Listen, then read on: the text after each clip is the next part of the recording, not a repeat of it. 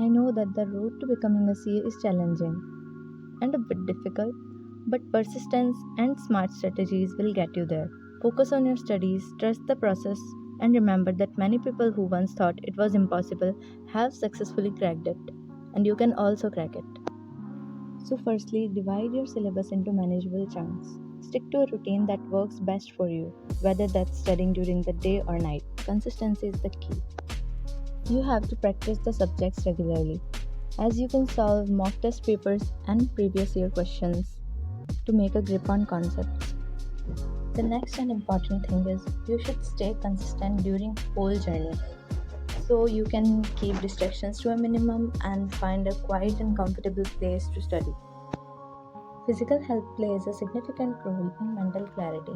Regular exercise, a balanced diet, and enough sleep will keep you energized and focused. And you can take a 5 to 10 minute break every hour so that it will maintain your concentration level. And stick to study material.